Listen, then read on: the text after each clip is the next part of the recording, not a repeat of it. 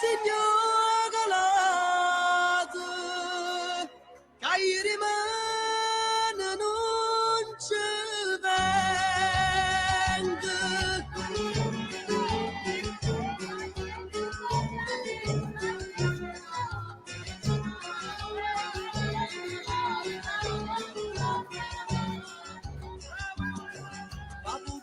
La voce la stessa, il maestro che volta la spesa, la carretta che tiene campagna, l'accompagna per tutta la città. Non lasciasse con rosso e con giallo, s'appresenta che musica balla, pazza rille, chi stoma che avanza, tutte scanze e più folle si fa. Oh, vita e strade Napoli che sono palcosceniche, che gente Napoli che stavano palcosceniche, so scene comiche, so scene tragiche, mentre si recita si sente cantare Napoli, Napoli, Napoli, acqua fresca che sapeva.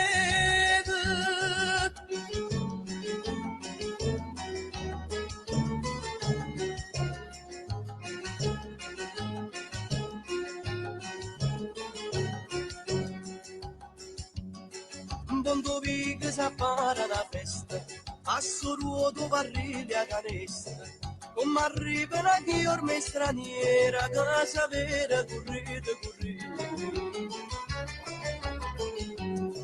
Carolina si scippa curò. Buonasera, buonasera e benvenuti a questa puntata di Nasera Veviche Napoli, dove parleremo della storia della canzone napoletana e in special modo del canto di Partenope, dall'inizio. Vogliamo cominciare proprio da lì.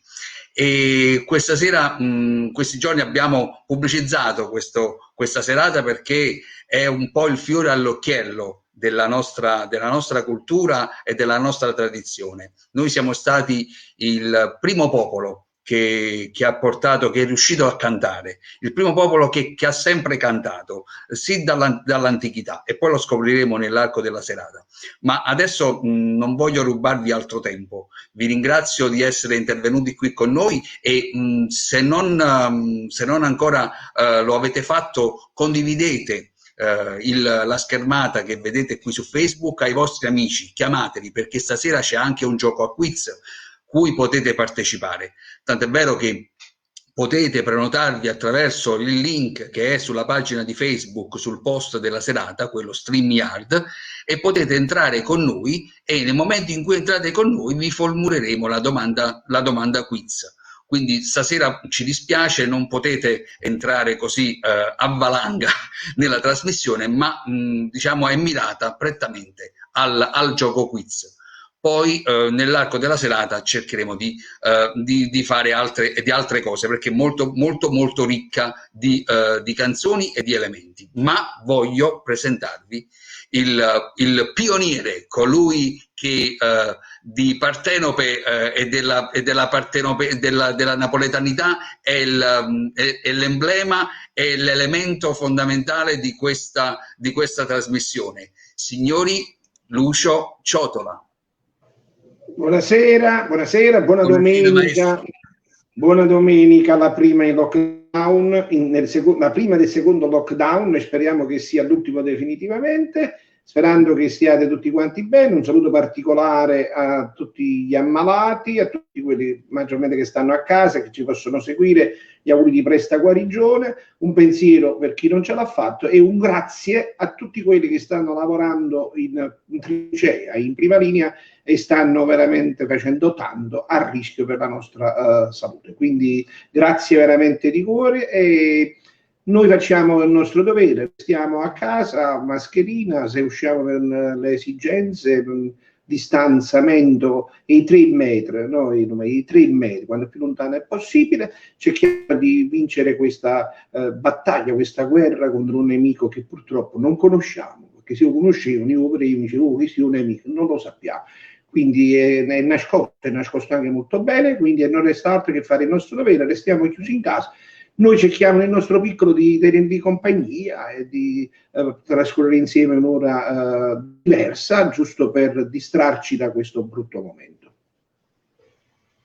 Bene, e allora Lucio, facciamo entrare i nostri altri collaboratori di questo team di Una Sera per i Viche Napoli, coloro che sono la parte storica di questa puntata, delle puntate di Una Sera per i Viche Napoli. Quindi io chiamerei direttamente dal Brasile Alessandro Giordano. Buonasera. Ciao, buonasera. Buonasera, ciao Lucio, ciao Salvatore, buonasera a tutti. Buonasera Salvatore, buonasera a te. Siamo un programma, un gruppo internazionale, grazie a te dal Brasile che ci segui e lavoro tanto per questo programma, grazie sempre. Grazie a voi, oggi puntata ricca. Vai Salvatore, vai. Bene, e proseguiamo con il team. Altro personaggio, lui è un attore, ma è anche uno degli altri storici del gruppo, Antonio Romano. Antonio, buonasera. Ciao Antonio. Buonasera, ciao ragazzi, buonasera. Ciao Antonio, buonasera a te. Ciao. Buonasera a tutti gli amici Antonio. Ti vedo in gran forma e questo è il nostro piacere. Molto meglio, grazie. Bene. E colui che invece è entrata, la nostra piccola mascotte, io la definisco così, lui è un imitatore, uno showman, colui che si interessa anche della parte grafica di questo gruppo e della parte video, dei promo e di tutto il resto di quello che avete visto durante questa settimana. Io ve lo presento perché lui effettivamente è uno che quando non lo vediamo siamo sempre preoccupati. Insomma, io lo sento in una giornata 2 o 3 volte. Quindi lo chiamo subito, ve lo presento, lui è Gigi Riccio, eccolo qua Gigi. Buonasera Salvatore, buonasera. Ciao Ciao ragazzi, buonasera. Allora Lucio, tutto a posto? Sì. Bene, Lucio, allora da dove cominciamo stasera?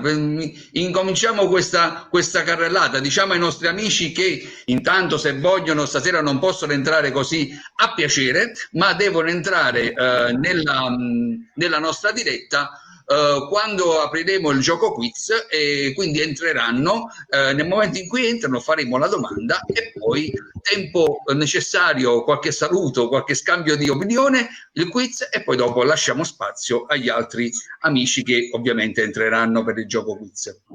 Certo, allora io direi di cominciare con fare questo nostro incontro sulla canzone napoletana, partendo appunto dalle origini. Non a caso abbiamo chiamato il canto di Partenope, perché la canzone napoletana nasce in un momento particolare, nel senso che già nel XII secolo, quindi ai tempi di Federico II di Svevia, no? Che conosciamo, quindi siamo, se ricordo bene, nel periodo che aragonese, angioino, insomma nel 1200, con dei canti che venivano fatti dal popolo, presi dalla strada. Non c'era ancora la cultura musicale, no? Si suonava al massimo il calascione, gli strumenti popolari, a ballare, insomma, molto di particolari, insomma, strumenti rurali. Quindi nella ruralità proprio delle campagne, delle terre, si suonava, si ballava, si cantava con canti popolari, insomma stornelli, cose inventate da loro. Tra queste idee più importanti ricordiamo appunto quello delle lavandaie del Vomero, che è il canto che è stato scoperto, diciamo, un po' dopo, ovviamente dai vari studiosi, da cui anche Roberto Murolo, e ce l'hanno portato poi insomma a conoscenza. Ed è un brano veramente importante, uno dei primi, quello più importante proprio, che dà, diciamo, il via alla canzone napoletana, e gli esce solo, che è questo canto, questo, diciamo, inneggiare al sole, appunto, delle lavandaie, quindi la speranza del sole, no? Del calore, c'ha vari sensi, che sempre dopo i nostri storiologi ci diranno i sensi del testo. E niente, quindi parte da là per poi avere un suo percorso, ovviamente, di crescita, di miglioramento, così come poi faremo noi puntata su puntata fino ad arrivare ai nostri giorni. Quindi Alessandro e Antonio, che sono i nostri due storiologi, sono coloro che avevano diciamo, l'impegno di studiare e di erudirsi nei vari archivi per capire bene se abbiamo delle novità, se abbiamo qualcosa che gli altri non conoscono ancora, lo diciamo qua. Allora, Alessandro, partiamo da questa Partenope, da questo canto.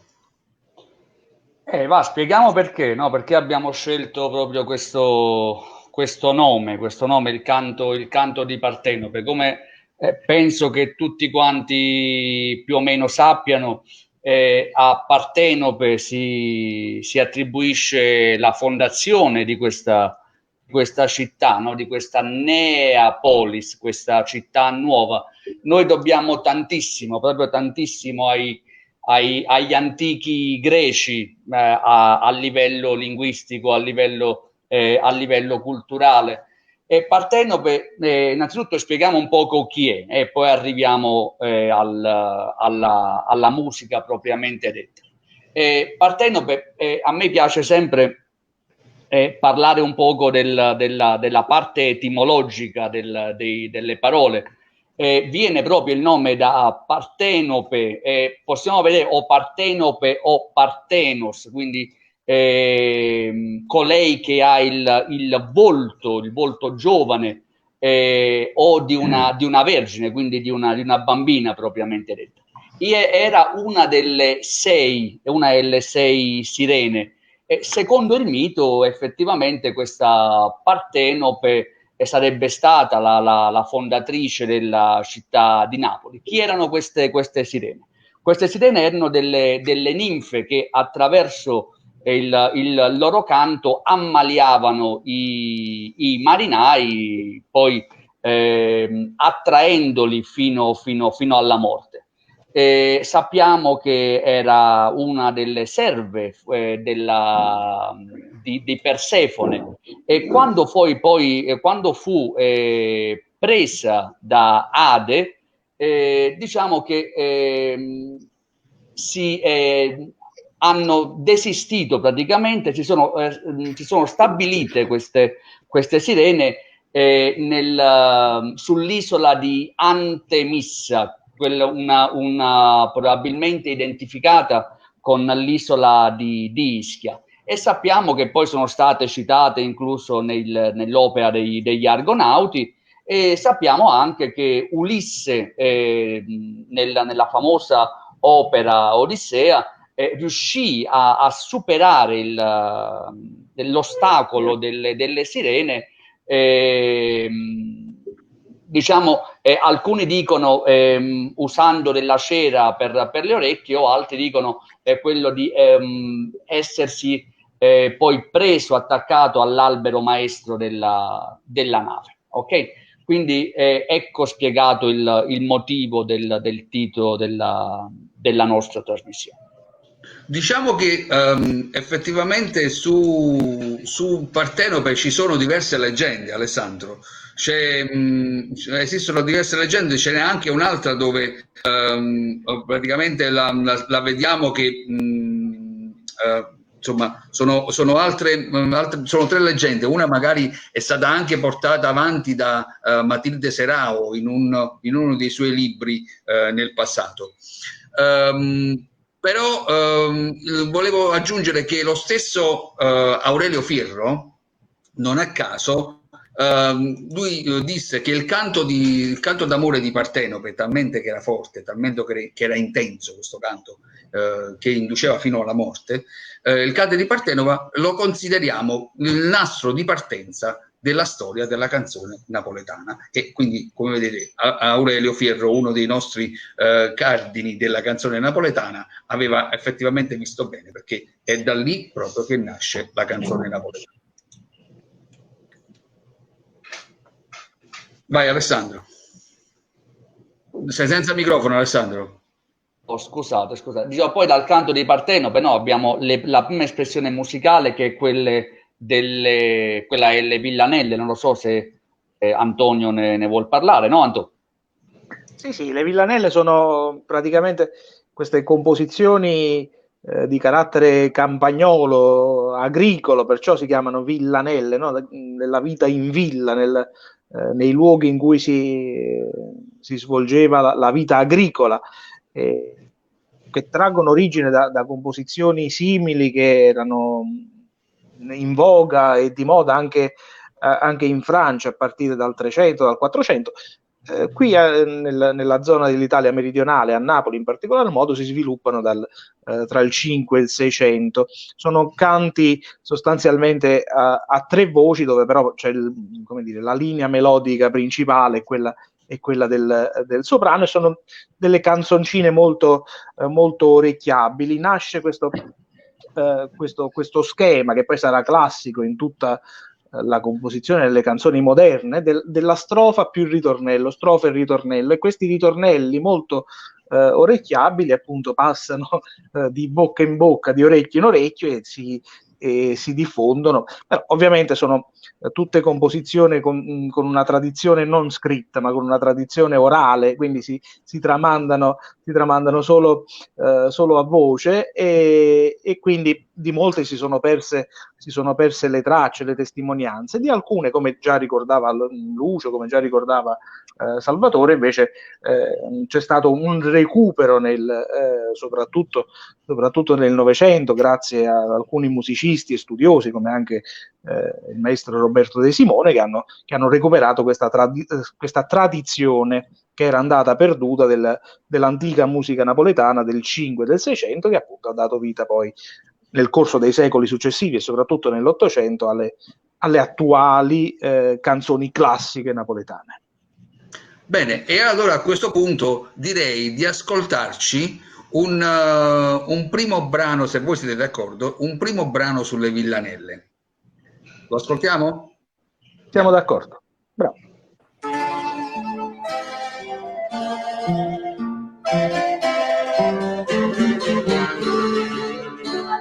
Si fermano, portassero la strada.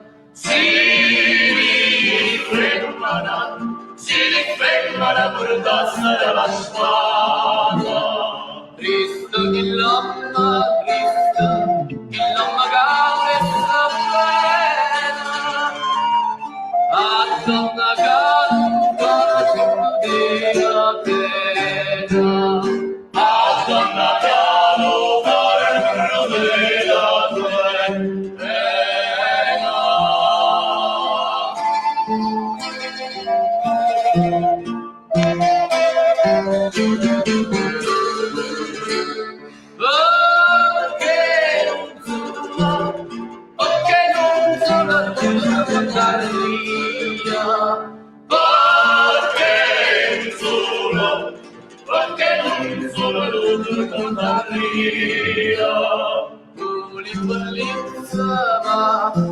ma la squadra ancora mille ferite da dargli ognuna, mille ferite da dargli ognuna.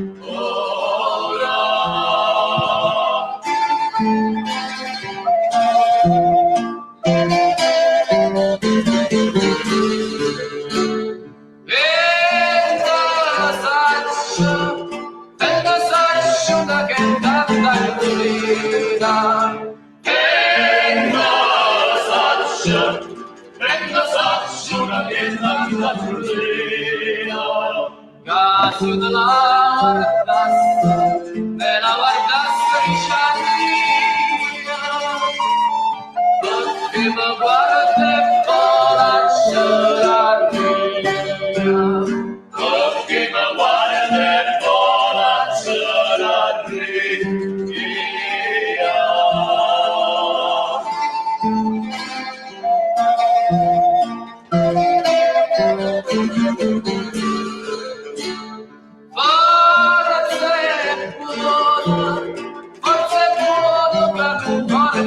l'arma,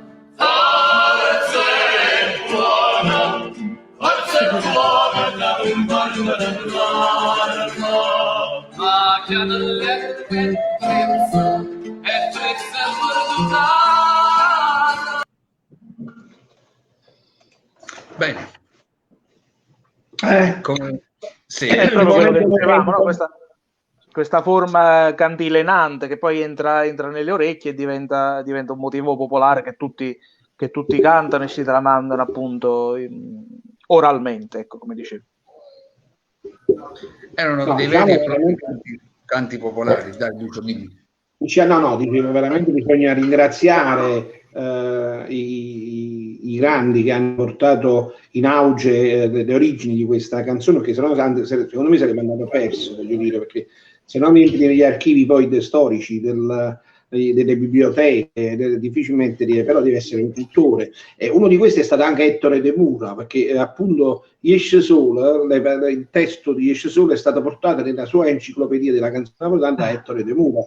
Poi c'è stato appunto Roberto De Simone, Roberto Murlo, che hanno anche loro fatto delle enciclopedie sulla canzone napoletana, così come le ha fatte ma tanti, Fausto Cigliano, tanti amici, l'ultimo è stato Giordano. Voglio dire, veramente sono stati tantissimi a organizzarsi e dare spunto per giovani che devono avvicinarsi alla canzone napoletana, ma più che altro alla cultura della nostra città. Quindi, perché oggi è facile, se prendono una bella voce, tengono una bella voce, vengono all'uno, insomma, si mettono a cantare. Però dovessi un attimo sapere invece il trascorso, da dove veniamo, per poi dire ok, posso.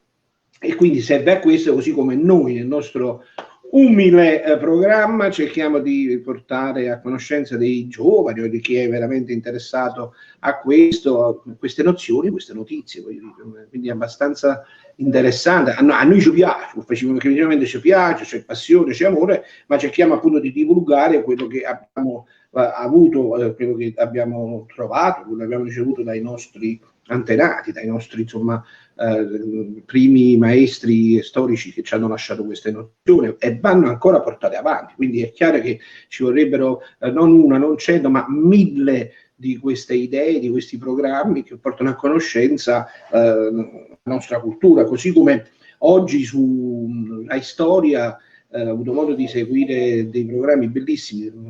Il titolo era Una domenica con Marisa Laurito, ma ha fatto vedere dei programmi che non riusciamo più a vedere, fatti negli anni '80, sul varietà. C'era un giovanissimo Carlo Giuffre, Aldo Giuffre, un grandissimo Mariano Rigillo che ha fatto Don Nicola di Raffaele Viviani. Allora io mi chiedo, si parla tanto di cultura, in questi periodi, no, teatri chiusi, ma perché queste cose degli archivi delle teche RAI o chi per esso abbia questi grossi monumenti non ci facete vedere in prima serata, o vostri ci fa vedere sempre un Grande Fratello, Uomini e Donne, tutte queste cose che non portano a nulla, portano solo a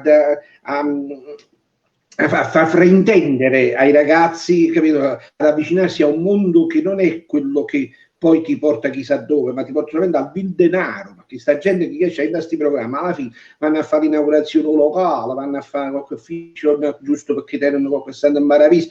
Invece facendo vedere il varietà, le macchiette, cioè un Nicola di Raffaele Viviani, che secondo me è un pezzo monumentale per quando riguarda un attore di teatro, i ragazzi dovrebbero saperlo, dovrebbero fare. Poi dice che voglio fare l'attore, faccio l'attore, ma devi conoscere queste cose. Però purtroppo se l'informazione è quella di dare domenica pomeriggio alle 3 un programma del genere, veramente mi preoccupa, veramente stiamo messi male.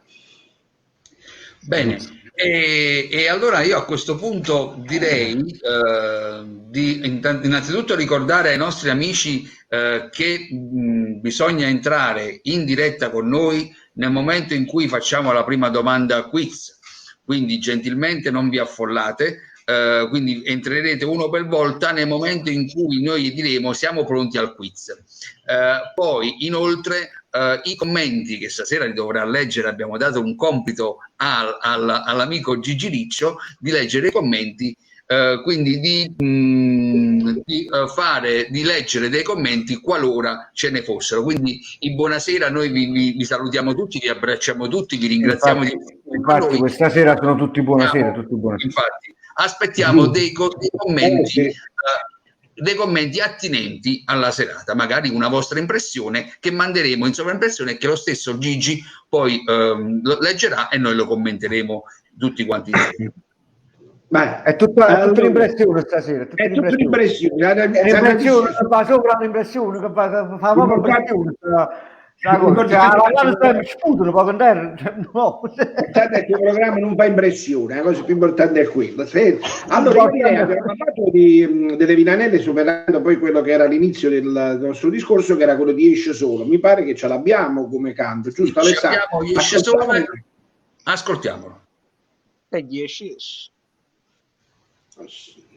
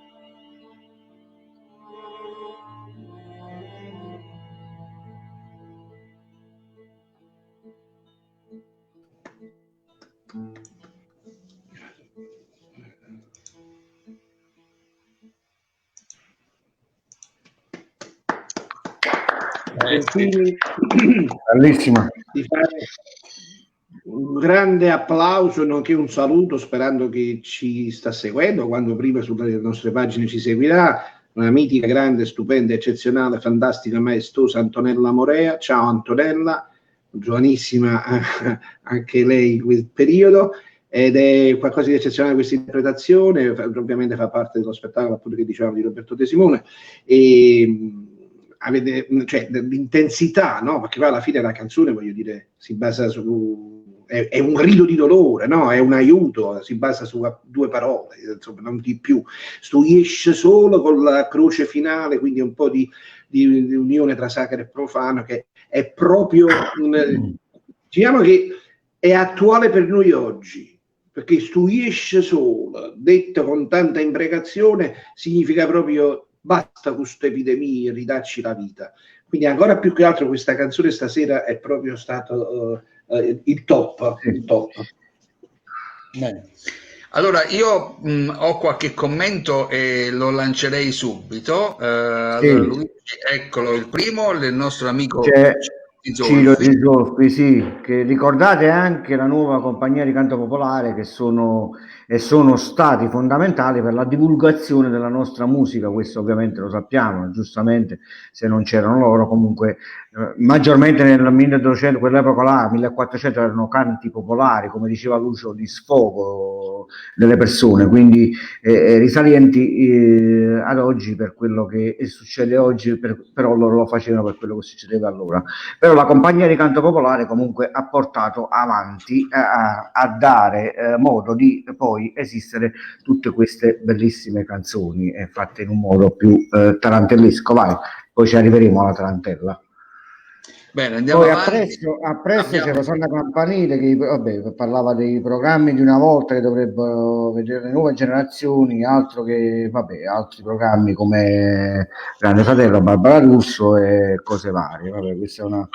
Ogni programma rappresenta il tema che deve rappresentare, poi ovviamente i pensieri personali li lascerei un attimino fuori. Salvatore, scusami, volevo un attimo leggere anche il commento di un amico che sta sulla mia pagina, che è Gianni Armonia, di Teatro TV, addirittura in Toscana, a Grosseto.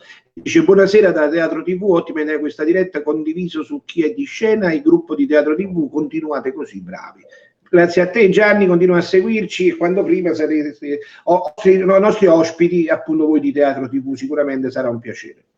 Bene, grazie agli amici per questo commento, e quindi stavamo andando avanti. Ci sono altri commenti che ovviamente fanno riferimento a Esce Sole, a capolavoro all'interno della Gatta Cenerentola del maestro Roberto De Simone, che io ho avuto il piacere di interpretare qualche anno fa in 4 diverse repliche, quindi veramente un'emozione unica quando c'è questo Esce Sole all'inizio, dove la scena è completamente buia e dopo c'è quella voce che si rompe e dice: precisa a mezzanotte si aprono le porte, si dice una bella messa, ognuno che sa la santessa, e poi procede poi con con la tombola. Comunque alla fine è un testo che entra sia come musica che come parole, cioè ti entra dentro. Roberto De Simone ha impreziosito l'opera che poi è stata tratta da Rospa Cennere, dall'Ocundo degli Cundi di Giambattista Basile, che era un po' il Decamerone diciamo dei napoletani, quindi di quel periodo storico, e da questa favola ovviamente il maestro De Simone ha costruito poi tutta la gatta Cenerentola, quindi Rospa Cennere, perché proprio Cenerentola era quella che stava a casa, quindi vicino al camino, quindi raspava la cenere, quindi ecco perché si chiama così. Bene, e allora vogliamo fare una domanda? No, volevo legarmi a quello che dicevi, ricordando appunto dei Conti degli Cundi. Alla fine Cenerentola è stata scritta a Napoli, è stata scritta da un napoletano, attenzione. Quindi Appunto. anche queste. Andò, se c'è questa notizia, se ce la puoi divulgare. No, è vero, cioè l'origine della favola di Cenerentola, che è famosa in tutto il mondo, soprattutto nel mondo nordamericano, anche nel mondo di lingua e cultura anglosassone, diciamo così, e sicuramente prende origine dall'Ocundo degli Cundi di Giambattista Basile, come ricordava Salvatore. E poi ovviamente è stata riadattata e tutti abbiamo in mente magari le immagini dei film americani o di... E poi diventare inglesi, capisci? Poi diventare americane. O del cartone animato della Disney, però insomma l'origine è profondamente napoletana.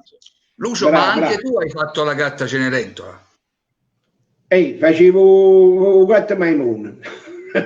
No, non ho avuto il piacere di farlo, assolutamente no, mi sarebbe piaciuto, però ero giovinastro e sono andato a vederla, eccezionale, avevo tanti amici all'interno che poi dopo siamo diventati anche, ho avuto il piacere di diventare colleghi, tipo la buonanima di Rino Marcelli e tanti altri, quindi veramente è stato uno spettacolo. Ti vedo bene nel ruolo della matrigna, guarda.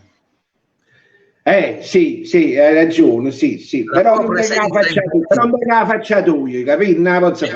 Io ho fatto invece le parti che faceva Giovanni Mauriello, io ho fatto quindi il Fommaniello, il Munaciello, insomma ho fatto quei personaggi lì e l'abbiamo visto anche in qualche puntata precedente, va bene. Ricordi. Allora, abbiamo salutato un po' di amici, abbiamo detto già gli amici che ci stanno mettendo i commenti, eccomi qua ci sono, un saluto particolare a Valeria Capozzo, vabbè Rosata l'abbiamo salutata, non lo so, ricordiamoci degli amici che ci seguono poi sempre ragazzi, non è per dire. Ciao Giacomo Sfameli, ciao Emma, salutiamo, ciao Gaspare Scognamiglio della compagnia Machicerm, vabbè Ciro l'abbiamo salutato, vabbè Luigi, un po' di attenzione sui saluti, fai tu sta cosa, non voglio togliere agli altri, ma mi cinema non avevo da bacio.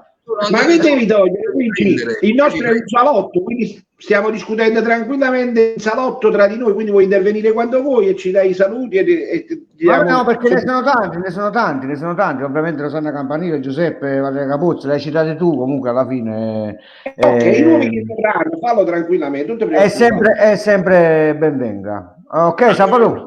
Benissimo, lo vogliamo lanciare il quiz? Non la mangia su voglio virare un punto si cosa perché qua ci facciamo male. Facciamo così. No, vediamo chi entra e lanciamo il quiz, perché l'abbiamo detto sta cosa. È entrato in questo momento e lo lancerei subito e poi gli facciamo il quiz. Accogliamolo. Eccolo. Facciamo. Buonasera Barbata stasera, Ciao Giuseppe. Ciao ragazzi, buonasera. Come stai innanzitutto? Adesso un po' meglio. Bene. Ho trascorso qualche giorno un po', diciamo, in subbuglio, però siamo è passata, dai, stai qui insieme a noi, è passata, vai alla grande, vai così. Allora Gigi, io penso che stasera sia abbastanza facile, perché comunque qualche rispostina, se qualcuno ha seguito bene che cosa abbiamo detto durante la puntata, no, rispostina durante la puntata abbiamo già detto qualcosa, quindi penso che sia abbastanza facile. Quindi Giuseppe, la domanda dovrebbe essere semplice, se hai seguito dall'inizio comunque la risposta è stata detta, ti posso garantire in questa traduzione. Allora ti chiedo, a che epoca risale Esce Sole? Allora, questa parte questa parte qua non l'ho seguita bene, però sono un appassionato sia di De Simone che di NCCP. Ok, Giuseppe, non è che mi devi dare la data precisa. Penso siano gli inizi del 70. 70. Cioè, stai parlando del 1970? No. Sì, 1870. No, attenzione, Luigi, poni bene la domanda. Allora, non vogliamo sapere quando è stata portata in auge, e quindi noi abbiamo modo di dire proprio storicamente quando nasce Esce Sole. Le origini, diciamo. A che epoca? Ok, siamo ancora nel Medioevo, quindi siamo nel 1200. 1200. E a Napoli chi c'era in quel periodo? Nel 1200 sono i Borboni. Quindi vabbè, ha vinto, siamo qua, ce la viene fuori. Era Anzi, non l'ho studiato. Non imparate a scuola stasera. XIII secolo, secondo Federico II. XIII secolo, 1200. 1200 ci troviamo. 1200, Federico II di Sveglia, bene, però va bene, la risposta è quella, 1200. Allora per te un grandissimo premio che ti darà tramite il nostro corriere, che sarà Luigi la bicicletta, e ti porterà a casa una clessidra senza sabbia. Senza sabbia, ad aria. No, tu ci shine, metto tap, mano che alla riscena ti fai il tempo che ti serve. Cioè, se uno te lo premi, tu puoi fare niente. Grazie.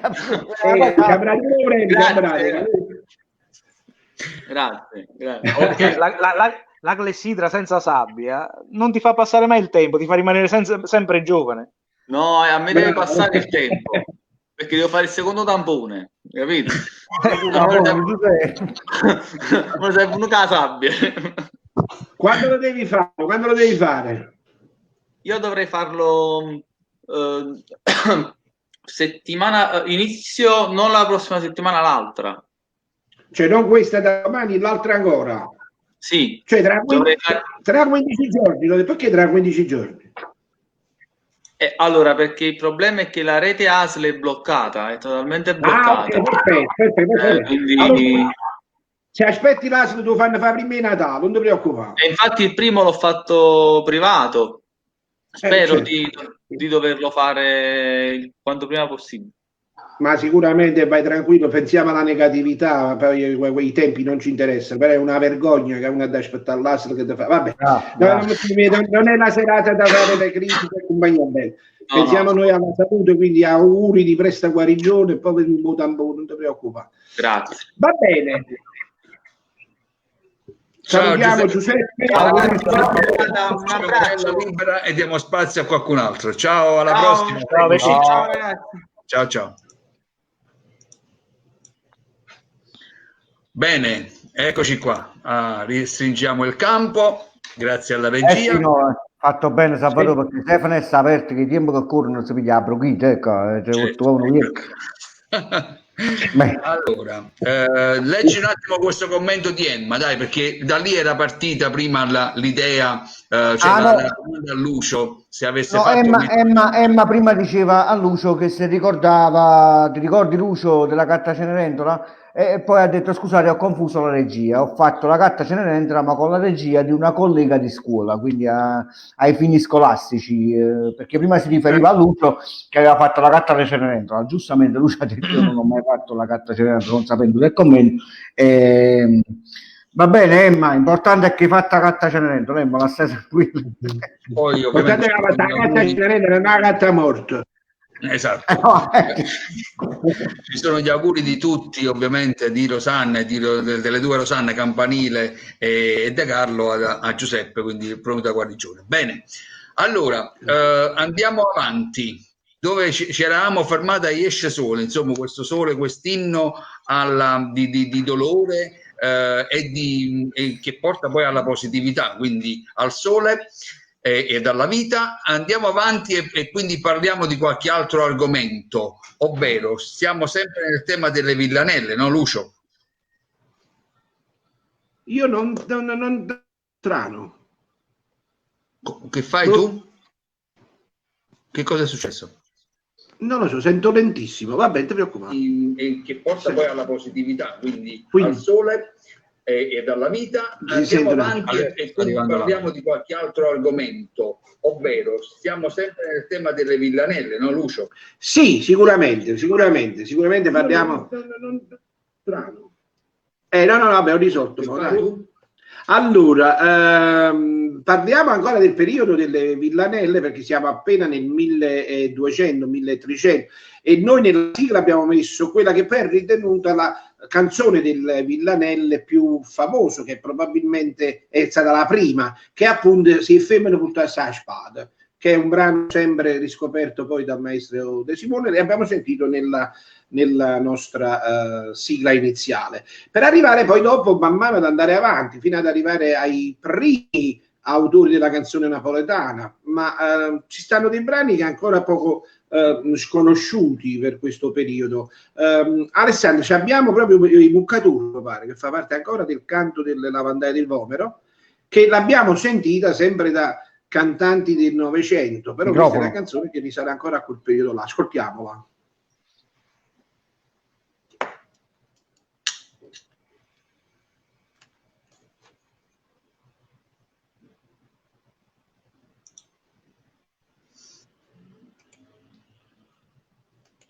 Qualche problema di regia?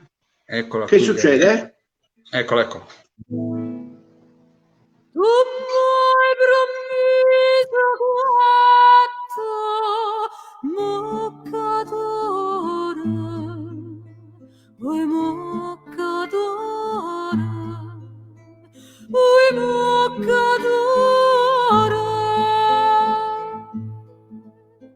e so venuto sei,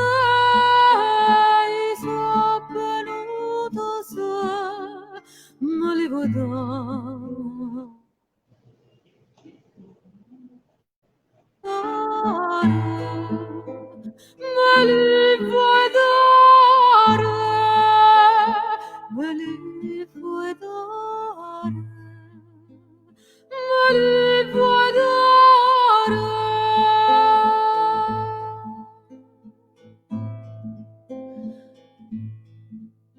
se non so quanto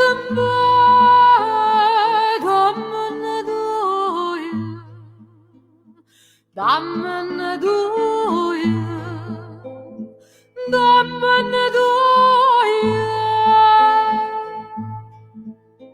chi loga ancora a te,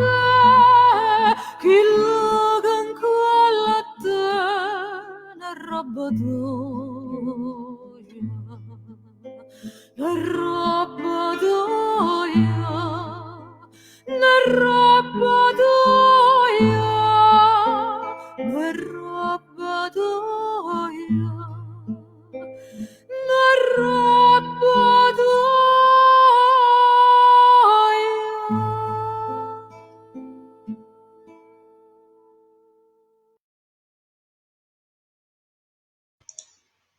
del grande soprano Letizia Calandra, che si proportò appunto grazie a Roberto De Simone a portare in giro questo brano negli anni 70-80 e fortunatamente abbiamo avuto modo di ascoltarla, di impararla pure, di usarla per gli spettacoli, ma prima ci fu anche Roberto Murro che con la sua chitarra la cantava e l'ha portato in giro per il mondo intero.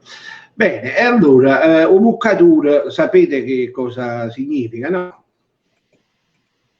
Oh, no? Sì, pare che all'interno di questo brano questi quattro fazzoletti, questi quattro Muccatur, non sono altro che apprezzamenti di terreno e sono evidenziati nel libro della canzone napolitana di Roberto De Simone. Il maestro evidenzia questo particolare di questi apprezzamenti terreni, quindi questo riferimento territoriale nell'ambito della canzone.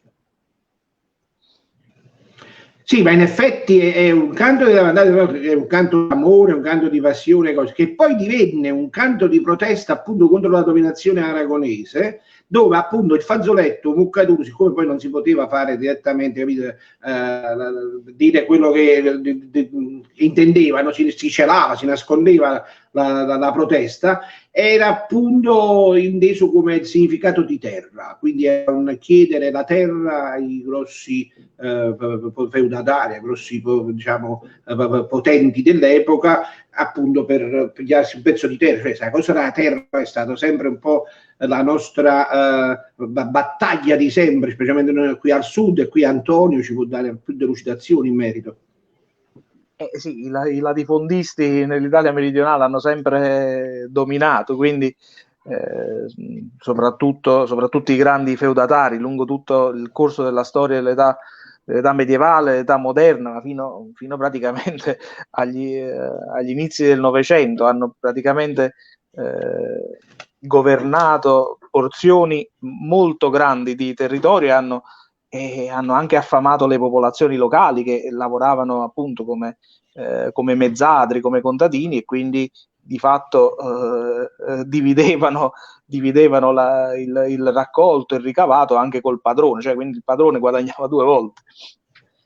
Sì, ma di fatti il testo, portandolo poi al discorso della protesta, se lo esaminiamo, no? Dice tu mi promise 4 muccature, quindi significa tu mi promise 4 pezzi di terra, 4 muccature, sono venuto solo per sono venuto qua, si muoverà, sino 4, rammen 2. Un muccatore rammen 2, che ne con la te, non è robatoio, muoverà. Quindi la protesta proprio per dire, te via di terra di tutto quanto, non è robatoio, almeno un poco lasciacelo a noi. E quindi per non poter dire rammo pezzi di terra si rivolgeva al discorso rammo muccature, rammo i 4 fazzoletti, rammen almeno 2, in modo tale che ci suonasse tutte e 2. Sempre questa metafora di usare parole diverse, un po' come poi ha fatto lo stesso Alessandro Manzoni, no? Quando ha scritto I Promessi Sposi, in effetti lui si rivolgeva all'occupazione austriaca. Vabbè, ma sono cose che sapete, poi ci stiamo a dice, insomma. Oh no, Antonio? È sempre così, hai sempre ragione tu, maestro. No, guarda ragione, l'amor di Dio, mica si tratta di ragione, stiamo discutendo, io cerco di ricordarmi quelle poche cose che ho imparato studiando. Sì, allora, in genere con i potenti non si può parlare mai direttamente, bisogna trovare sempre un escamotage, una metafora, un simbolo che poi rappresenta la denuncia del popolo. Ecco. E qua mi dai atto e mi lanci una palla, se così può dire, per parlare poi, la faremo sicuramente una puntata, per parlare poi delle origini del cabaret. Perché il cabaret, oggi come oggi, tutti si intendono che il cabaret non è altro che una forma teatrale di protesta, così come nasce con Muccature, cioè si faceva negli scantinati, si faceva nei locali piccoli dove era difficile avere chi entrasse del potere, e quindi si cominciava a fomentare, si cominciava a protestare nascondendo quello che volevi dire sotto altre parole, no? Un po' come faceva Edoardo nel film di Ferdinando, chi non lo ricorda. Esatto, Ferdinando Peppino De Filippo che faceva il fratello. Palummello zomba e vola, no? Era tutto un messaggio che si mandava. Ecco, quindi quella era poi di cabaret, fermo restante che poi c'è appunto la frase stessa che è cabaret, che nasce poi in Germania, tutto un discorso che faremo quando facciamo il cabaret, che il cabaret poi non è altro che il vassoio, no? La guandiera, portano cabaret e pasta, perché appunto nei locali si girava con questa cosa, mentre c'era diciamo il cabarettista, l'attore o chi per esso che denunciava certe proteste, certe cose. Grazie Antonio per avermi fatto era sempre una protesta. Diceva Rosanna De Carlo riguardo a Muccaturo, fazzoletto da Muccatur, ma non si dice Muccaturo, risponde Rosanna Campanile. Muccaturo mai sentito. Muccaturo dice Emma Brian, Moccadoro se non sbaglio si scrive questa cosa qua. No, è proprio Muccaturo, tiro muc, si dice quando ero vicino a scuola, asciuttare questo creatura, non muccatura, perché appunto salvava dal muco, da no mucco, e quindi andava fazzoletto. Oggi non si usa nemmeno più, oggi si usa di lusso nel taschino, si usano i fazzolettini di carta. Ma non esatto. Fazzoletto che aveva per fare i starnuti, no? Questo salva. Oggi ci serve oggi ci serve perché lo starnuto le fa in due gomiti, invece vabbè. Diciamo che comunque la desinenza di muccaturo insomma varia da regione a regione. Alessandro, volevi dire tu qualcosa, volevi aggiungere? Sì, mi sentite? Sì, mi sentite. Sì, perché in realtà sono tutte e tre corrette. Maccaturo, moccaturo con la O e muccaturo con la U. In realtà diciamo che l'origine è quella là del latino, dove il verbo era muccare, soffiarsi il naso. Però sappiamo che noi qua abbiamo anche avuto l'influenza degli spagnoli, dove la parola era mocador, quindi abbiamo muccaturo, moccaturo, che a sua volta veniva dall'arabo, che era makdar, e quindi maccaturo, e quindi abbiamo muccaturo, che ovviamente recupera proprio la parola così originaria latina, moccaturo con la O, che è l'influenza dello spagnolo, e maccaturo con la A per l'influenza della parola makdar, che era una parola araba. Quindi tutte e tre le forme sono corrette, con la A, con la U e con la O. Hai fatto dell'influenza, Luigi, sai, mi sono muccatura in fronte. Se non ci capite ciò, non voleva mettere su fazzoletto, ma ci mise in fronte, mi hai fatto capire. Mamma mia, Carmine, hai girato il mondo, mi sono asciugato il naso. E capito ti ciusciò a chiarire, grazie, no? Lucio, non mi dà cosa, ma è meglio che ci vuole, che te fresta aperto, c'è le nasse internazionali, Paolino Fannino, un po' d'aria fa bene. Infatti, ragazzi, mettiamo un altro brano, che ci abbiamo in scaletta? Voglio aggiungere questo. In Basilicata e nelle Calabrie il termine è maccaturo, quindi ecco là, quindi quelle parti là. Allora, vabbè, dicevi, il dialetto può cambiare, però se tu lo vai a studiare, maccatura a Napoli è un'altra cosa, è una botta vicino alla macchina. Che le ha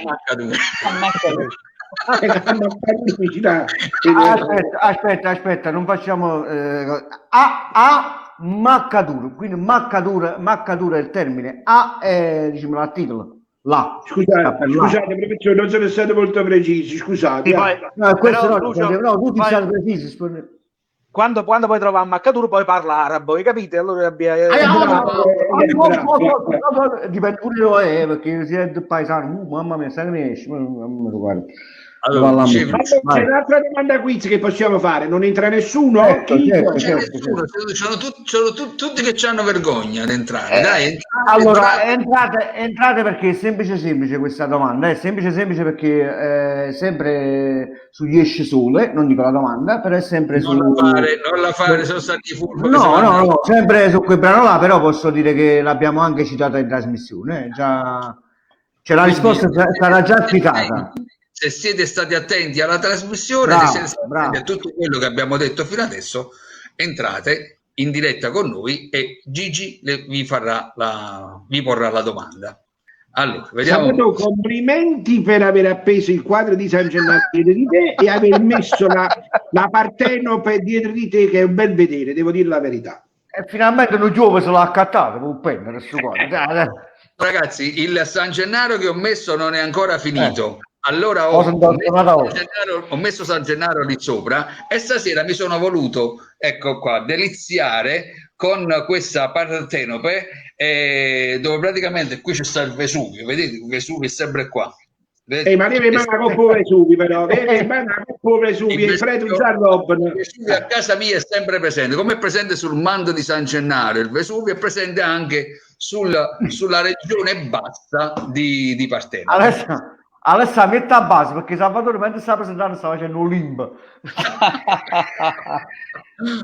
allora non c'è nessuno che entra. Allora a questo punto, Lucio, io direi di mandare magari qualche altro brano in attesa che c'è qualcuno che si prenota per entrare in diretta con noi per il quiz. E Alessandro, Dimmi. Quale? Ditemi voi. Allora, Lucio, che cosa ascoltiamo? Ascoltiamo il canto delle lavandaie del Vomero? Già l'abbiamo Già l'abbiamo. ascoltato. Già l'abbiamo L'abbiamo ascoltato. già ascoltato, ma c'è quello della gatta Cenerentola. Qual è? Abbiamo anche quello della gatta Cenerentola. Vai. Ascoltiamo quello. Quale?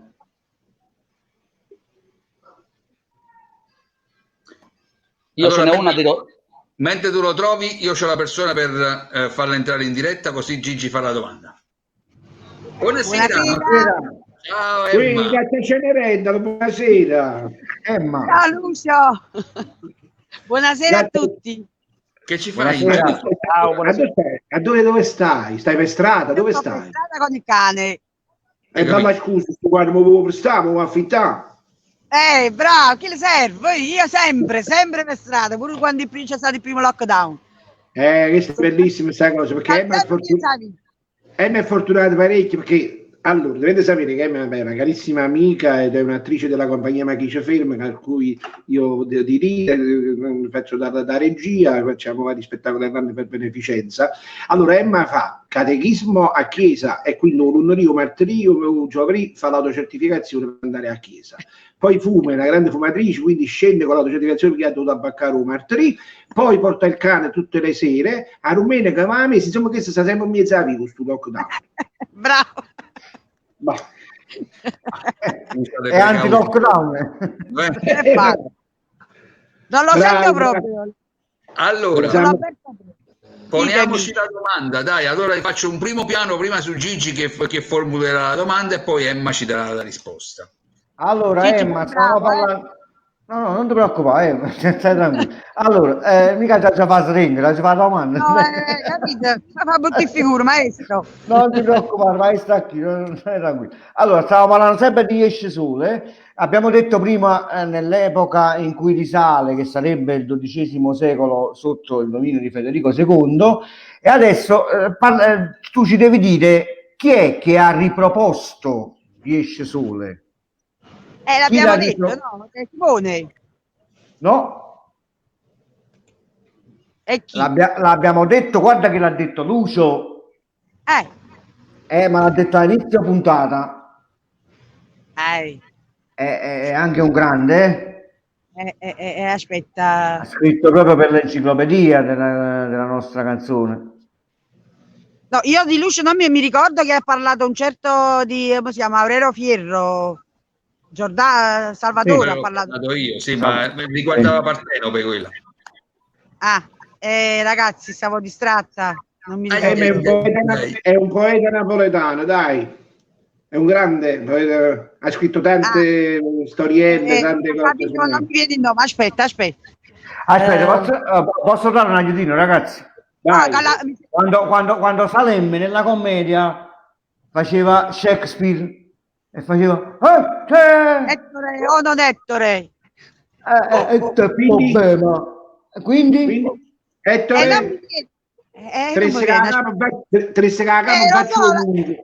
Ma io ho capito chi è, ma non mi viene. Ho capito chi è che ne parliamo sempre.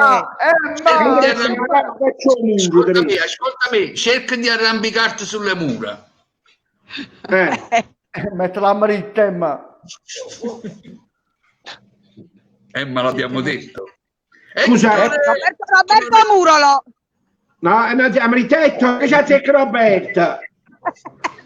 E te mura. E quindi?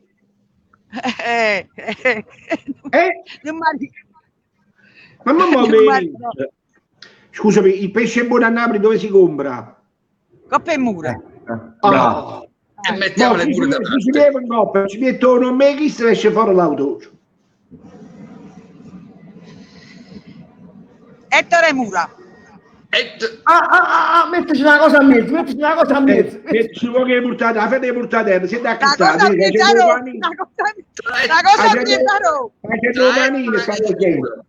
tra Ettore e Muro. Falli spagnolo sto cognome, falli spagnolo. Ettore Los Muros. Querido Los Lerios, che autono il vedo del misto. L'anguaiato proprio. Aggiù pensa clessidra. Sulla sabbia. Lo diciamo perché Luigi è bravo, quindi ti dà la risposta esatta. Luigi, dagli la risposta esatta. Ettore De Mura. Ettore De Mura. Vabbè, ma me la date la stessa, mi date solo la sabbia.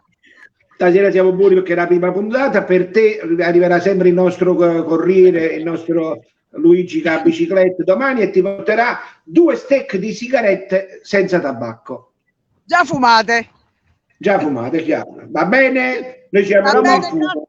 Ma non fa la certificazione di tipo coppia e muro. Con ansietà. Okay. Si avvicina all'ansietà.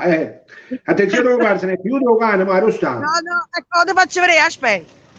Lo vedete? È morto. Ma quando devo dire una mezz'aria a sto cane? La cisi. Ma sono ripeto. Ma quando te a casa, quando ti stai mezz'aria con sto cane? Le cisi. No, lui a casa dorme sempre, almeno per strada sta sveglio, capito? Lo faccio vedere. Come? Su cane dormo pure su cane dormo come all'erta. No, ma che lo cane ormai è abituato, dice che per mezzo lockdown, se sta loro sanno mezza vita, ma faccio, parlo dei suoi. Aspetta, si sta alzando, aspetta. Poi sei scedato. Mamma, fallo dormire da ora. Va bene. Ragazzi, vi lascio e continuo a seguirvi. Ciao. Allora, bellissima, che bello. I nostri amici che ci seguono sono tutti solari. Che bella cosa, Sabato, che stavi dicendo? Ci leggiamo un po' qualche messaggio, qualche commento. Lo mandi che fa pressione. Allora, ragazzi, vi faccio una proposta scema. Pensateci. Dopo le puntate dedicate alla canzone napoletana si potrebbero fare anche le puntate dedicate ai termini particolari della lingua napoletana. Questo sì. Sì, Rosanna, già ci avevamo pensato, se ricordo. Noi abbiamo già una programmazione, una pianificazione dei temi da proporre nelle varie puntate e avevamo pensato anche a questo. Da qua ai prossimi 15 anni abbiamo programmato. No, anche perché diciamolo che noi sappiamo dove mettere gli apostrofi, dove toglierli, dove staccare le lettere, quindi di napoletano un po' ne mastichiamo. Non è che... C'è anche Elvira della Pia che dice Yesce Sole è nata nel 1200 da artista sconosciuto Ettore De Mura, ma ovviamente volevamo che la persona venisse in diretta per dire questa cosa, quindi ti ringrazio Elvira, ma bisogna entrare in diretta per dare le risposte del quiz. Ettore era proposto come canto della canzone napoletana, come canto rimaneggiato delle lavandaie del Vomero. Bene, allora a questo punto Lucio, il brano è arrivato, ce lo ascoltiamo.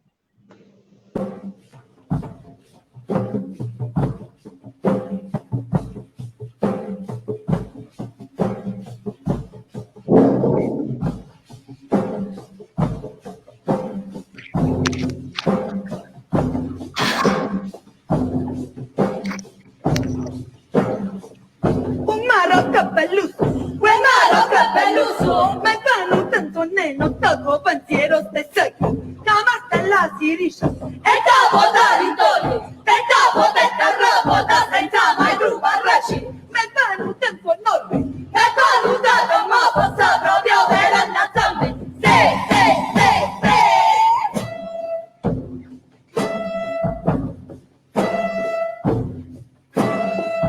Proprio per la scuola bella come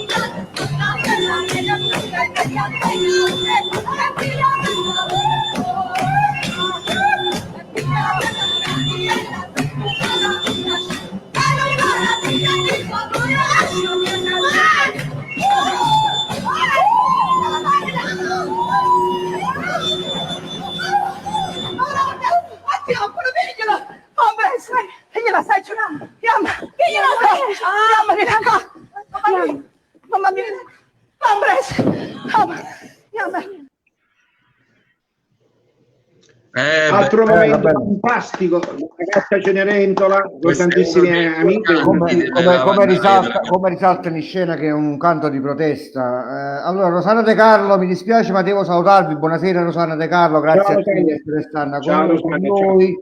Niente, ma per quanto riguarda di mandarci qualche video lo devi fare purtroppo tramite o Messenger o WhatsApp, se vuoi mandarci qualche video, ok? Ragazzi, scusate, volevo dare un po' di nozioni, di notizie per quanto riguarda questo grande spettacolo di Roberto De Simone che fu composto nel 1976, La gatta Cenerentola.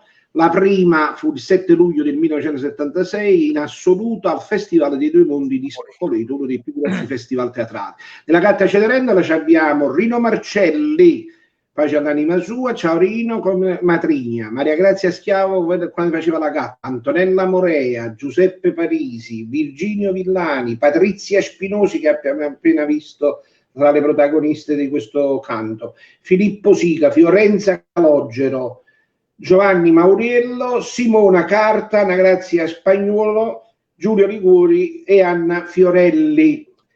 Per quanto riguarda le note di regia, De Simone sull'opera disse: quando cominciai a pensare alla gatta Cenerentola pensai spontaneamente a un melodramma nuovo e antico nello stesso tempo, come nuove e antiche sono le favole nel momento in cui si raccontano. Un melodramma come favola dove si canta per parlare e si parla per cantare, o come favola di un melodramma dove tutti capiscono anche ciò che non si capisce solo a parola. E allora quelle parole da rivestire di suoni o suoni da rivestire di parole magari senza parole, quello di un modo di parlare diverso da quello usato per vendere carne in scatola, e perciò quello di un mondo diverso dove tutte le lingue sono una e parole e frasi sono le esperienze di una storia di amore, di paura, di odio, di violenze, e fatte e subite allo stesso modo da tutti. E fare l'amore e morire nel senso di una gioia, di una paura, di una maledizione, di una fatica e di un gioco come il sole e la luna hanno fatto e faranno. Queste le parole di Roberto De Simone nel 1976. Io invito tutti i ragazzi, tutti i giovani, sia cantanti che attori, di provvedere a procurarsi questo grande video, questa grande opera che è La gatta Cenerentola, e prendere spunto per nuovi spettacoli su questo genere. Bene. Allora, a questo punto io direi di andare avanti con i temi di questa sera. Qualche altra informazione da dare ai nostri amici e Lucio, se tu sei d'accordo, io passerei un pochettino più avanti, quindi dopo il canto delle lavandaie, gli esce sole, le villanelle in genere, mi avvicinerei un po' alla prima canzone napoletana. Cioè, quindi vuoi arrivare agli inizi del 500, inizi 500-600, vogliamo cominciare a parlare un po' di quando le canzoni cominciavano a essere scritte dagli autori, e vediamo Antonio e Alessandro che ci dicono. Antonio, vai. E allora c'è una canzone che a me sta molto a cuore, che è Fenesta Vascia, un grande, insomma, considerato uno dei capolavori della musica napoletana, ma della musica mondiale. In realtà questa canzone, che fino a qualche tempo fa era datata al 500, no? Quindi siamo veramente quasi alle origini della musica moderna. Durante la dominazione spagnola a Napoli c'erano gli spagnoli, cioè c'erano gli aragonesi che erano sempre spagnoli, ma dal 1502 fino agli inizi del 700 poi abbiamo avuto la dominazione spagnola, il viceregno spagnolo vero e proprio. E quindi questa canzone era in genere datata a quel periodo. In realtà gli studiosi oggi tendono a pensare che questa canzone vada addirittura, si dice, retrodatata al 300, quindi aggiungendo 200 anni a questa canzone, e la farebbero risalire addirittura alla dominazione angioina, cioè quando a Napoli si parlava francese, perché nel testo, che è un testo molto particolare, con delle parole che oggi non ci sono più familiari, gli studiosi hanno visto anche delle parole che non si usano più e che non si usavano nel napoletano del Cinquecento, come ad esempio ci sono delle origini addirittura delle parole, scusatemi, di origine siciliana, nel testo viene utilizzata la parola picciuotto, che non è un termine che a Napoli e nel napoletano si usa, no? In genere diciamo uguaglione, non diciamo picciuotto, e quindi si è risaliti a questa datazione in epoca angioina, anche perché il testo, così come è composto, richiama delle composizioni simili che erano in voga in Francia nel 300. In realtà nella versione che conosciamo oggi c'è stato si dice un rimaneggiamento nell'Ottocento, come un po' tutte le canzoni che stiamo ascoltando, no? Sono state poi tutte standardizzate. Nel 1825 uno dei più grandi poeti dell'epoca, parolieri dell'epoca, che si chiamava Giulio Genoino, ha un po' corretto il testo di questa canzone, che era tramandata sempre in via orale, e lo ha messo definitivamente per iscritto, cristallizzando il testo che conosciamo oggi. E poi un altro vero grande padre della canzone, della musica napoletana, questo francese napoletano, Guglielmo Coutreau, sempre nel 1825 ha stabilito definitivamente lo spartito, la musica di questa bellissima canzone, così come la conosciamo oggi. Inizialmente era pensata per uno strumento antico che era il calascione, no? Anche Lucio faceva prima riferimento alle calascionate, poi sostituito dal mandolino, e poi in epoca più recente addirittura sostituito dalla chitarra. E questo veramente è un testo molto, molto poetico, di grandissima poesia. Racconta la storia di questo ragazzo che si rivolge alla finestra della sua amata, che però non si affaccia mai, e che quindi a causa di questa delusione d'amore decide di andare in giro a vendere acqua, e a quelli che chiederanno che cos'è quell'acqua, lui risponderà: sono lacrime d'amore e non è acqua, insomma, con un verso che è passato alla storia. Ecco, e siccome è una canzone che a me piace molto e che mi sta molto al cuore, come si dice in questi casi, io la suono e io la canto, e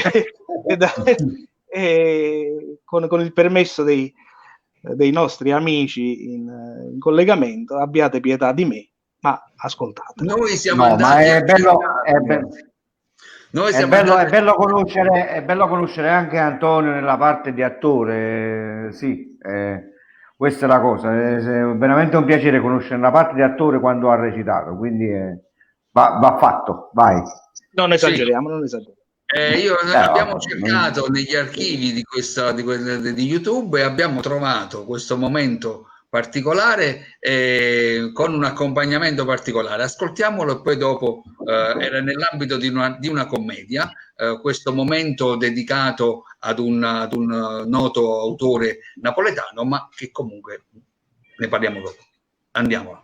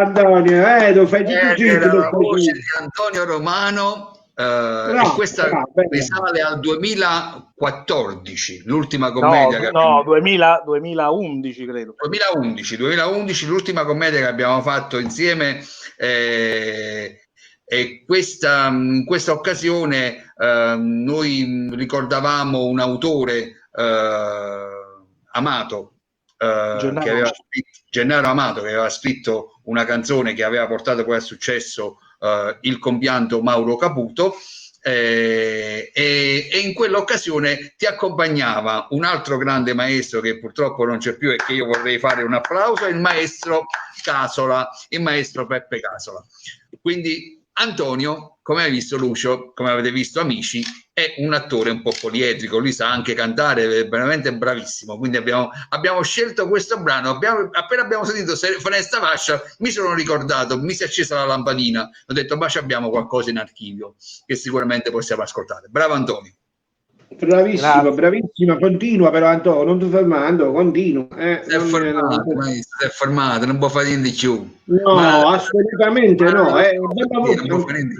Una bella voce, un bel portamento sul palco, quindi a fermare, non esiste proprio. Appena si riprende continuate tranquillamente, ragazzi, non esiste, non vi fermate, non si può fermare. Chiama il teatro, chiama l'arte, non si può fermare. Un momento di stop, di riposo, ma non si può fermare assolutamente, se no vuol dire che non eri malato dell'arte, non eri appassionato all'arte. Va bene. Anche devo dire che dai commenti che leggo, guarda, molti non se l'aspettavano. Infatti, sembravi sempre quella persona come docente, ma mai pareva una persona seria, ecco. No, nel senso, quando noi scriviamo attore e docente, significa che c'ha due titoli, due meriti, comunque vanno attribuiti veramente un bel pezzo. Poi non è che stiamo parlando di teatro terra, è fatto bene veramente, quindi molti non se l'aspettavano, infatti Rosaria, addirittura Rosanna Campanilaz, ma che bella bugia, invece era così. Interpretavamo la commedia a Un figlio lo pittore di Gennaro Amato, e poi cantata da Mauro Caputo, insomma. E quindi in quell'occasione c'era la famiglia di Gennaro Amato, che ovviamente abbiamo voluto omaggiare con questo brano e con un altro brano. Tu stasera sei ma è un titolo che cosa? Un figlio Vittorio. La commedia era Un figlio Vittorio perché fu scritta dalla nostra regista, e la storia trae spunto dalla storia Lo Pittore di Mauro Caputo. Mamma mia, che non bellissima, bella. Facciamo un ricordo anche per Mauro Caputo. Ciao Mauro.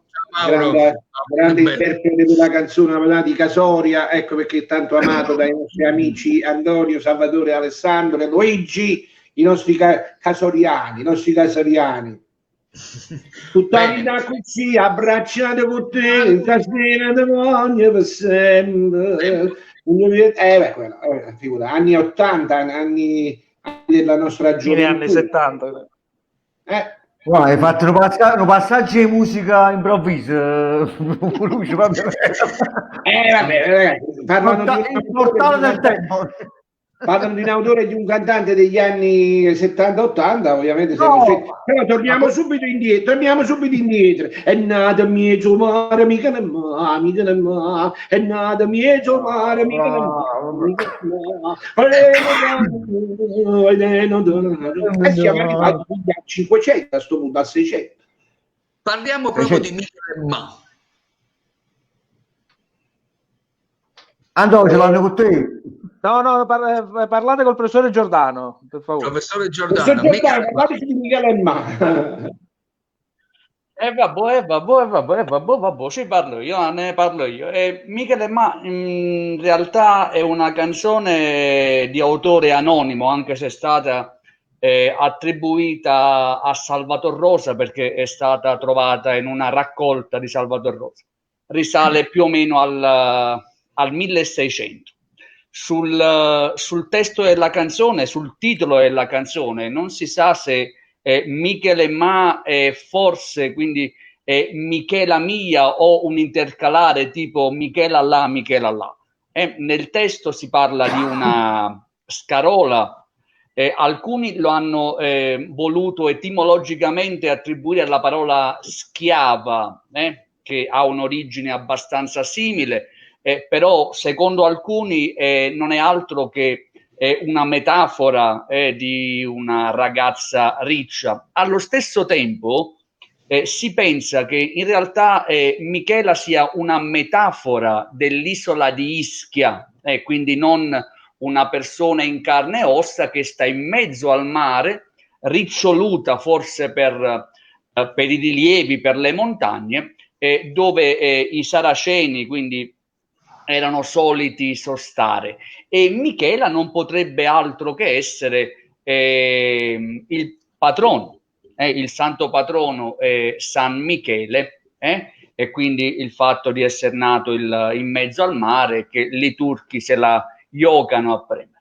Ce la vogliamo ascoltare pure, se ce la vogliamo ascoltare in un vagant, ma ve la faccio ascoltare anche perché non mi paro casa. In un vagante, perché si piatta vagante. Ascoltiamo, no?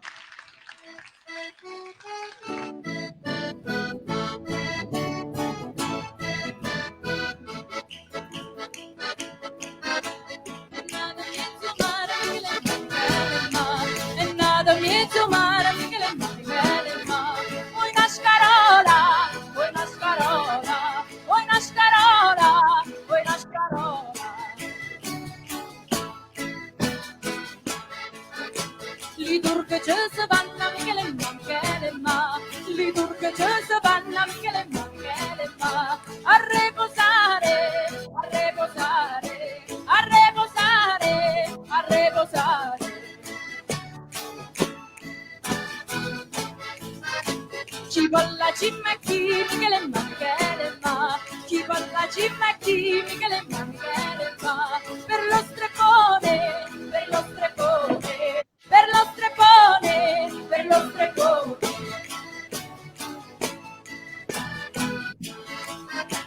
Via da chi la vengia Michele Ma, via da chi la vengia Michele Ma, a sta viola, a sta viola, a sta viola, a sta viola.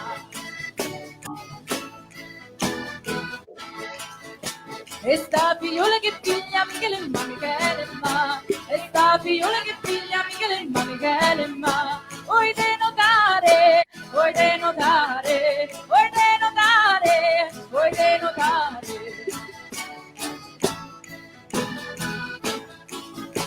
E mbietta portana Michele Ma, e mbietta portana Michele Ma, stella di Ana, stella di Ana, stella di Ana, stella di Ana.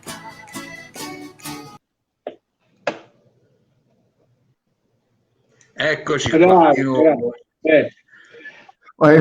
C'è due medici. No, la cosa bella sono quelle che, guardate gli strumenti del caballacco putipu che hanno voluto fare in questa canzone, cioè, stupendo. Cioè ti veniva per spontaneo, fai che e ti muovere, capito? Ti incita proprio a muovere. Le cavole staccate belle buone, e fatti una parese. Pure Antonio è rimasto male. Sono rimasto capendo così. Va bene, ragazzi. Rosanna dice: io sono nato mezzo mare. Non ho capito perché Rosanna che ha fatto un partinacco tua mamma. Perché si nato mezzo mare? No, forse citava il testo. No, forse cominciava a citare il testo della canzone. No, ha scritto: io sono nato mezzo mare. Quindi sì. Ci porta a pensare a questo, giustamente. No, vabbè, può darsi sicuro che la mamma mentre stava facendo un bagnetto e partorito. Ma come mai non entra Rosanna stasera? Rosanna si è mezzo scuorno stasera? Ma abbiamo ancora qualche domanda? Abbiamo ancora qualche domanda di quiz? Ce l'abbiamo una domanda, una non la posso fare perché è proprio palese, ormai l'abbiamo proprio detto, domanda e risposta. Però abbiamo una domanda facile, non lo sa, proprio bella. Si fa il pulpetino, viene, che solo? Non so, hai capito? Tu che allora, abbiamo un'ultima domanda, dopodiché poi ci concediamo, vi salutiamo e ci vediamo alla prossima puntata. Magari si va dalla parte, si tratta di bella buona. Allora abbiamo un'ultima domanda. No, dico abbiamo un'ultima domanda, quindi la facciamo. Invitiamo un'altra persona. Bisogna di fare questa cosa. Sabato, ma magari hai un potevi vestire in una maniera, che si può vestire a domenica. No, posso anche vestirmi in un altro modo. Cambierò il farfallino, cambierò la camicia, cambierò la cravatta. Insomma, non vi preoccupate. Io è giusto bene, che sei l'unico, capito, sei vestito a festa rispetto a noi che siamo casarecci, vedi, ognuno. Mi ho deliziato con questo po' di roba qui, scusatemi, stasera. Quindi... Lo so. Esce un gettone là, creo, un gettone là mio. Eccolo qua. Io gettone. Allora, abbiamo dice Rosanna è una sirena, perciò è nata in mezzo al mare. Ecco. Allora Rosanna, entra che facciamo l'ultima domanda. Dai, l'ultima domanda del quiz. Non sa le risposte, va bene, ma... No, Rosanna, entra perché è facile, vai, non ti preoccupare, anche è perché facile. C'è sta zio Gigi che ti dà l'aiutino, quindi non c'è problema. Esagerato, zio Gigi. Ma poi se sta zio Gigi, basta che atrás, vai, entra. Sta dopo Gigi che tra una mano, sta dopo Gigi, esatto, ma cosa mi avete detto mai? Tu basta che chiedi. Allora, vabbè, in attesa che qualcuno rientri per l'ultima domanda, ci sono altri argomenti di cui dobbiamo ancora parlare stasera? C'era qualche altra canzone?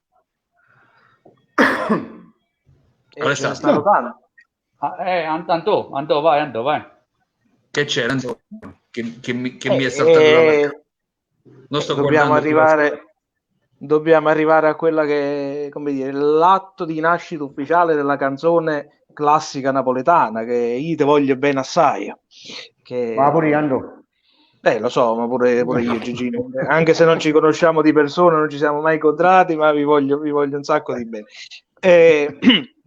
Diciamo che arriviamo al 1839, quando appunto dagli studiosi viene fatto coincidere con l'anno di nascita della canzone classica napoletana. E questa sarebbe la prima canzone classica napoletana, anche perché è stato veramente un successo mondiale all'epoca. Diciamo, anche su questa canzone non si sa bene, gli studiosi sono un poco divisi sugli autori, ma probabilmente dovrebbe essere stata scritta da un poeta che in realtà non faceva il poeta di mestiere, ma faceva l'ottico, che si chiamava Raffaele Sacco, e che ha scritto questa canzone per il suo amore non corrisposto, ecco. E invece per la parte musicale c'è ancora più dubbio, perché fino a qualche anno fa si tendeva a attribuire questa canzone, la musica di questa canzone, che è una canzone molto orecchiabile, al famoso musicista Gaetano Donizetti, che appunto alla fine degli anni 30 era qui a Napoli perché lavorava per il San Carlo, scriveva le opere per il San Carlo. Invece adesso gli studiosi tendono a pensare che sia opera di un amico di Raffaele Sacco, un musicista napoletano che si chiamava Filippo Campanella. Vi dicevo, questa canzone ha avuto subito un grandissimo successo commerciale e tant'è vero sono state vendute tante copie a stampa del testo e della musica, ma si parla di centinaia di migliaia di copie, e si pensa addirittura che il ritornello famoso, no? Io te voglio bene assai e tu non pensa a me, questo facesse parte di una tradizione orale precedente e che il poeta Sacco poi ha inserito nella composizione, che è una composizione molto lunga, sono 6 strofe e il ritornello, insomma, quindi è una canzone molto, molto lunga. E dobbiamo dire che sempre questo famoso ritornello, io te voglio bene assai, tu non pensi a me, può essere considerato come uno dei primi grandi, oggi si chiamano i tormentoni, no? In estate escono i tormentoni che ci accompagnano per 2 o 3 mesi. Ecco, questo è stato uno dei primi grandi tormentoni della musica popolare, della musica napoletana, della musica anche italiana, che poi ha avuto appunto un successo veramente a livello mondiale, esportata in tutte le nazioni. Tant'è vero che qualcuno, un autore scriveva, dice, io me ne vado da Napoli perché non ce la faccio più a sentire sempre questa litania nelle orecchie, perché talmente che era diventato un successo che tutti la cantavano per strada, in ogni angolo, in ogni piazza.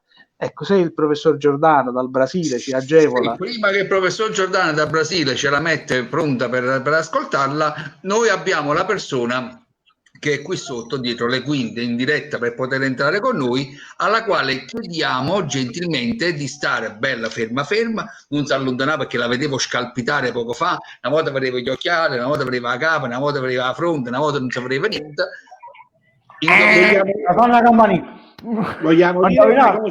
Vogliamo dire una cosa per quanto riguarda Raffaele Sacco, che ovviamente lui era un autore di testi anomalo, perché nel senso non ha fatto poi l'autore di canzoni, lui era un ottico, un grande ottico e un inventore di strumenti ottici, e qualcuno della mia età può ricordare il famoso suo negozio, no? Ottica Sacco, a via Spaccanapoli, in effetti. Dopo Piazza del Gesù.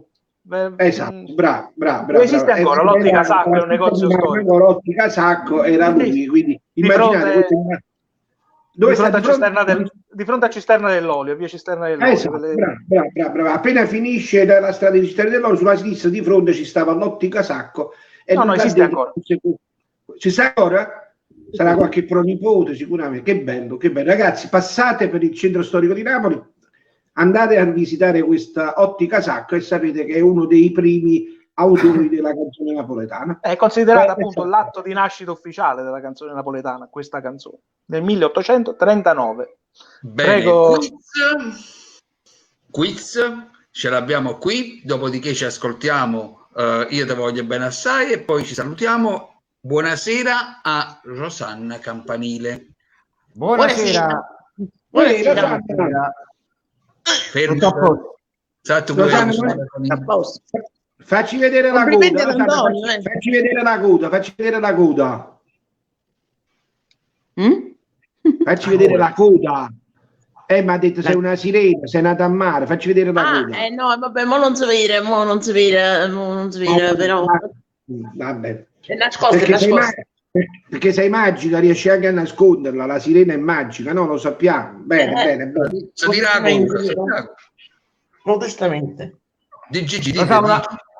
Una preghiera, lo sa, fa come se fosse venuto a Dorondì, sta zitto. Cioè, seduto, fermati. Perché ci faccio, ma pare che sto un po' a buretta, ogni tanto ma mo. Bravo. Fermo da così. Allora, prima piano su Gigi che formulerà la domanda. Vai Gigi. Allora, te la faccio semplice. La vuoi alla Gigi o la vuoi in un'altra maniera? Perché la posso fare pure alla Mike Buongiorno, se casomai. Vabbè, comunque te la faccio normale, va.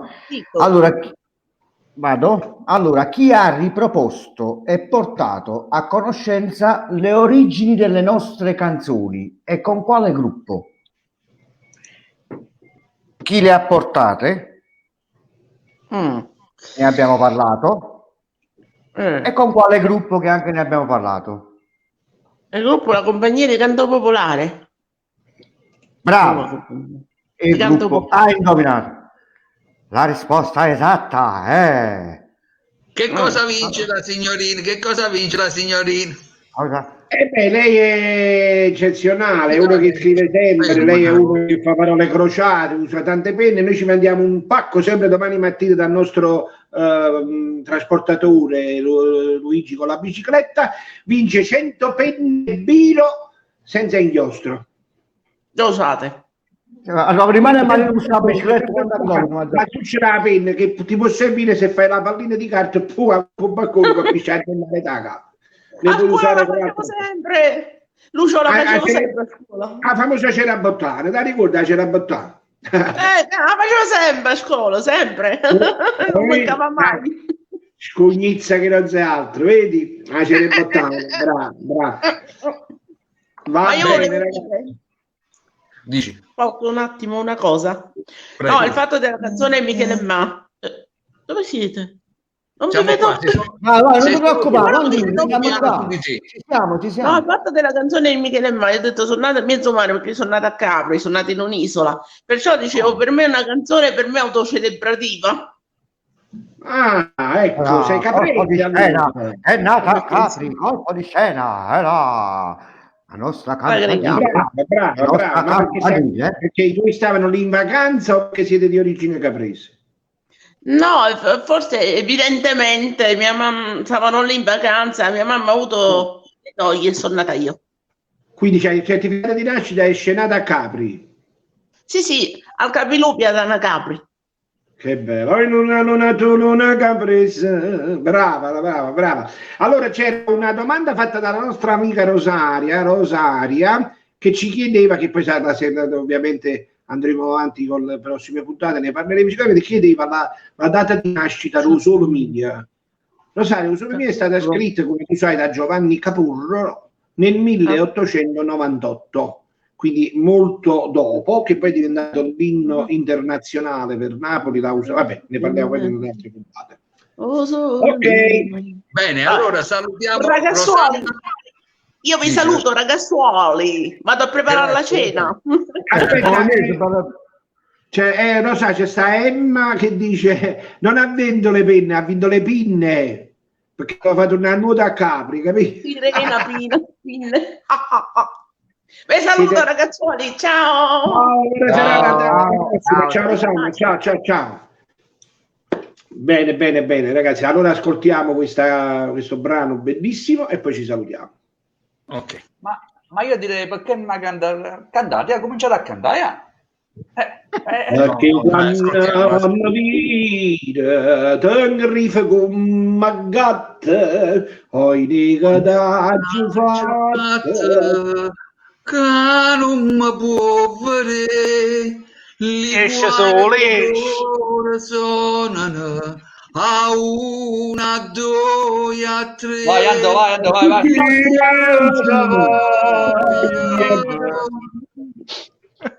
Io ben assai e tu non pensi a me.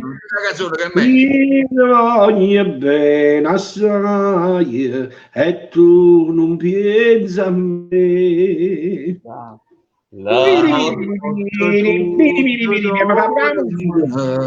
E io che vuoi dormire pensando a nonna mia, io esco a scemuni. Se ne fu de luce acchiappa chi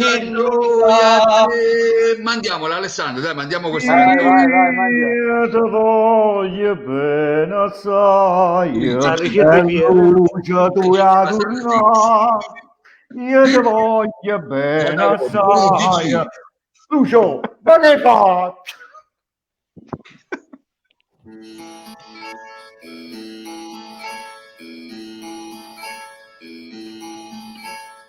Perché quando mi viro t'ingriffa come un mio gatto, non ti che t'hai fatto che non mi può vedere.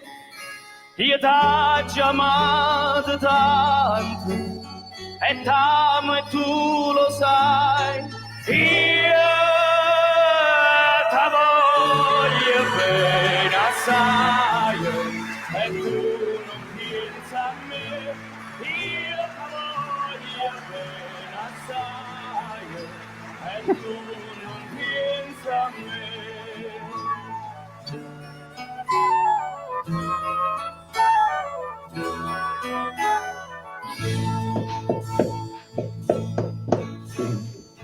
La notte tutta dorme e io che vuoi dormire pensando a nonna mia, ma senta sciavoli li quarto d'ora suonano a una, due, a tre.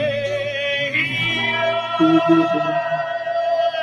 ti voglio bene assai e tu non pensi a me. Io ti voglio bene assai e tu non pensi a me.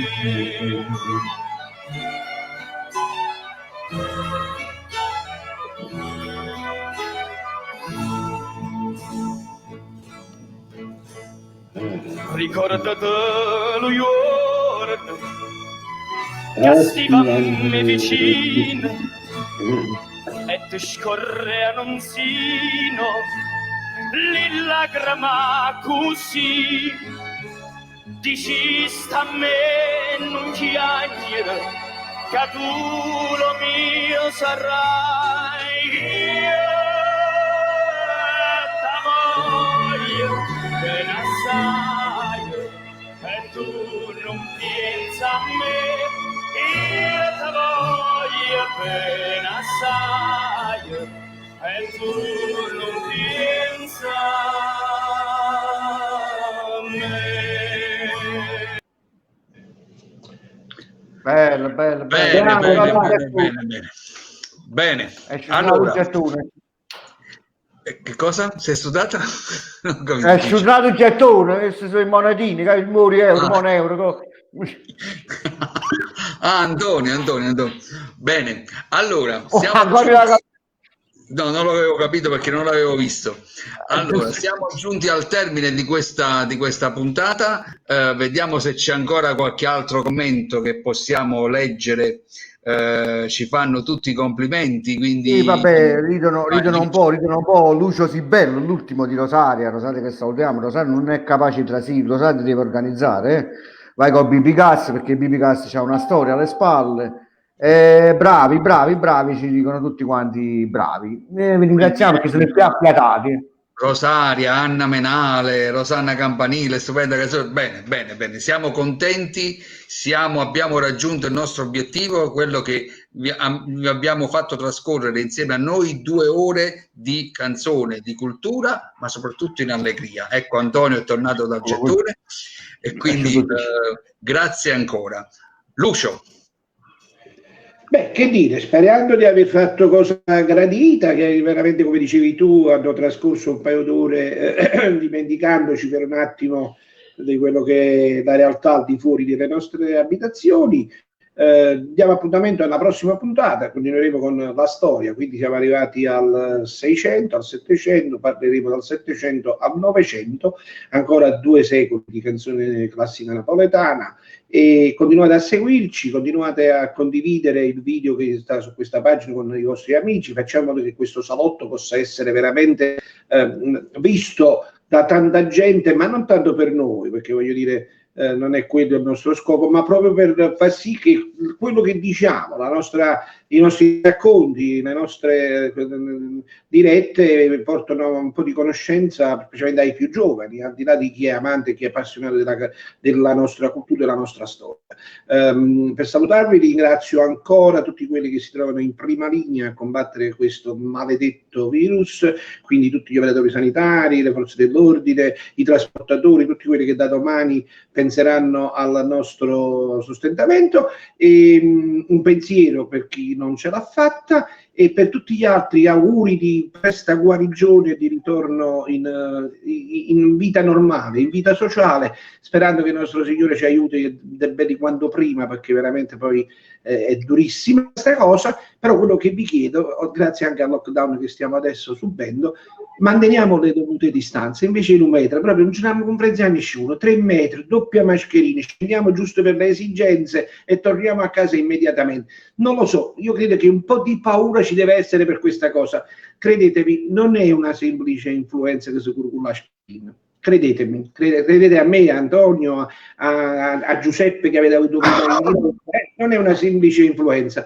Quindi non è pensata ai negazionisti, pensate solamente a tutelarci. Grazie ancora, vi auguro una buona serata, buon inizio settimana e alla prossima. E viva la nostra Napoli, viva il nostro Sud. Maestro, professore. Ben, grazie, grazie per averci accompagnato durante queste 2 ore. È sempre un piacere stare in vostra compagnia, in compagnia di Salvatore, Lucio, Luigi e Antonio. Spero che insomma abbiamo potuto attraverso queste 2 ore ricordare un po' di quella che è la nostra musica napoletana, l'origine della canzone napoletana, e quindi recuperare questo elemento culturale che è la canzone, che permette proprio di molte volte di dimenticare le cose negative, soprattutto il momento negativo che in tutto il mondo stiamo affrontando. Ok, ciao, grazie e alla prossima. Maestro. Io mi associo ovviamente a quello che ha detto Lucio, quello che ha ribadito Alessandro. Veramente non è una cosa che si cura con l'aspirina, ve lo posso dire io che l'ho vissuta e ancora lo sto vivendo sulla mia pelle, quindi stiamo attenti, stiamo insieme, teniamoci vicini ma a distanza. E veramente questa esperienza che stiamo vivendo tutti insieme, anche se a distanza non ci permette di toccarci e di conoscerci da vicino, però ci permette almeno di passare 1 ora, 2 ore in maniera un po' più spensierata, ma comunque in maniera impegnata, perché credo che diciamo sempre cose, spero, interessanti. Quindi vi do anch'io l'appuntamento alla prossima occasione. Saluto tutti gli amici che sono collegati con noi. Grazie. Gigi. Niente, vabbè, ovviamente un abbraccio particolare ai nostri colleghi, nel caso specifico, e a tutte le persone che sono colpite da questa cosa, veramente da non prendere conto, e mi associo a Lucio Ciotola di tutto ciò che ha detto. Niente, noi stiamo qui per questo, per risollevare un po' da queste cose, tutto questo. Ecco perché mi permetto un po' di scemizzare nelle cose, però mi fa piacere, forse il mio ruolo è proprio questo e lo porto bene avanti, ma giusto per regalare un sorriso come facciamo tutti quanti noi. È sempre un piacere stare con voi e con il pubblico che ci ascolta. Bene, io vi do appuntamento alla prossima puntata sulla storia della canzone napoletana. Nei prossimi giorni condivideremo un nuovo promo. Mi raccomando, fatelo girare, ditelo ai vostri amici, ingrandiamo questo salotto, facciamolo a più sedute, perché quando pure se stiamo a casa siamo immuni, e quindi questo salotto virtuale lo possiamo effettivamente rendere utile per tutti. Quindi c'è una seduta per tutti, quindi venite, perché ci fate veramente piacere. Noi vi deliziamo con la nostra compagnia, con la nostra cultura, con le nostre canzoni. Viva Napoli! E ovviamente da tutti gli amici io vi auguro una buona serata, una buona cena, E a questo punto noi amici ci vediamo dietro le quinte e lanciamo subito la sigla. Signora Galate, che rimane non ci venga.